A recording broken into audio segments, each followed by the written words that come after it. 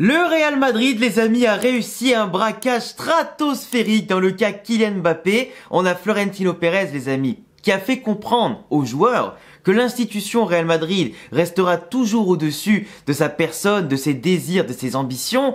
Le Real Madrid et Pérez a réussi aujourd'hui un tour de force. On apprend ce matin, dans le bombasso du jour, que Kylian Mbappé aurait signé son contrat avec le Real Madrid avec des conditions, mais largement, non seulement à la portée du Real Madrid, mais largement qui garantissent la sécurité financière du Real Madrid à plus ou moins court terme, mais qui surtout permettent aujourd'hui d'avoir une sérénité, de faire un coup qui, comme je le dis, est digne d'un braquage de la Casa de Papel.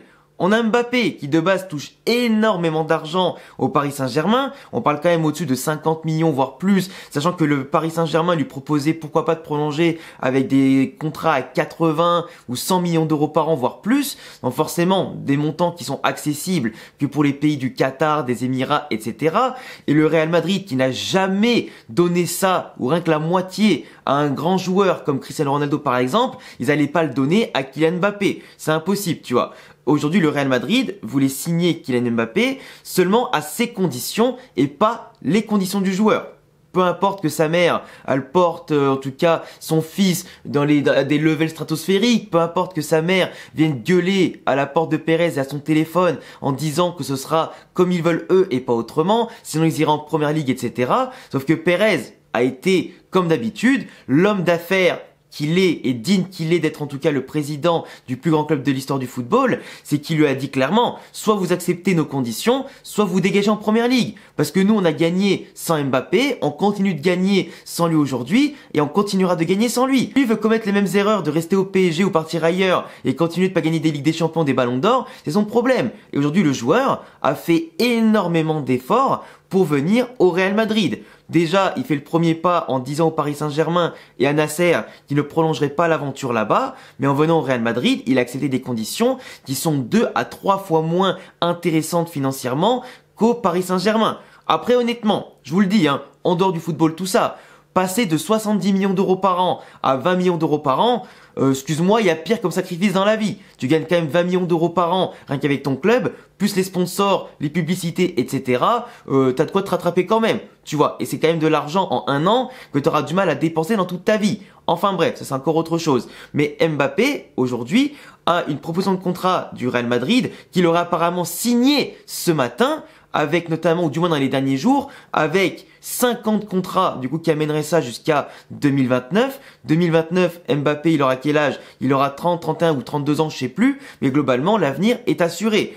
Tu t'assures son prime, tu t'assures son évolution maximale, sachant qu'en plus, Endrick va arriver cet été à 18 ans, que dans 5 ans, il en aura 22, 23. Donc globalement, tu assures non seulement le joueur aujourd'hui total, qui est un des meilleurs joueurs du monde sans contestation possible pour les 5 prochaines années, avec son prime à venir, etc.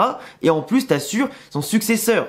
Donc aujourd'hui, le Real Madrid a la meilleure stratégie à court, moyen, long terme et ce qui se fait de mieux au niveau football européen et mondial. Et là où la stratégie est folle par rapport aux offres du Paris Saint-Germain pour prolonger à tout prix Mbappé, c'est que le Real lui propose 15 à 20 millions d'euros bruts par an, donc 15 à 20 millions d'euros bruts par an, plus des bonus, qui amènerait le total à 30 voire 35 millions d'euros bruts par an. Ce qui fait qu'il dépasserait, avec les bonus compris, Kroos et ses 24 millions d'euros bruts par an, Jude Bellingham et Vinicius et leurs 20 millions d'euros bruts par an, et Luka Modric qui touche à peu près la même chose. Sachant que Modric s'en va cet été normalement, il sera pas conservé, ou du moins le joueur ne voudra pas prolonger, vu le peu de temps de jeu qu'il a, etc. Il veut partir par la grande porte, et normalement, il fera pas l'année en plus qui serait l'année de trop. Déjà que cette année, il ne joue pas assez à son goût malheureusement, qui rentre plus assez dans la rotation d'Ancelotti avec les jeunes qui prennent le pouvoir, etc.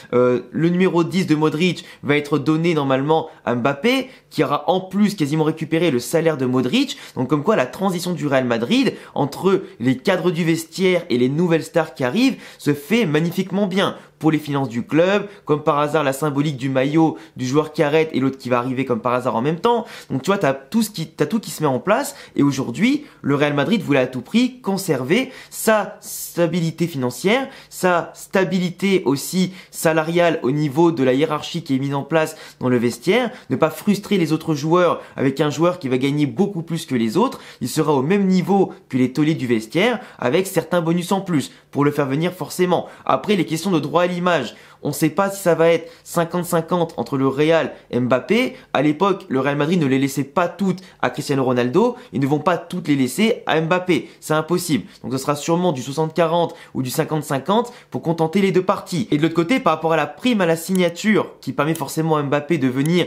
de manière beaucoup plus rassurée en se disant il baisse son salaire, mais de l'autre côté, il a une grosse prime à la signature. Le Real Madrid de base, d'après les rumeurs proposées, entre 100 à 120 millions d'euros, finalement, elle ne sera que, d'après les sources, de 50 millions d'euros. Ce qui est déjà énorme pour une prime à la signature. C'est peut-être la plus grosse signature, enfin prime à la signature de l'histoire du football. Mais en attendant, 50 millions par rapport aux 100-120 qui étaient décrites de base, plus un salaire beaucoup plus petit de ce qui était prévu de base, c'est littéralement un braquage.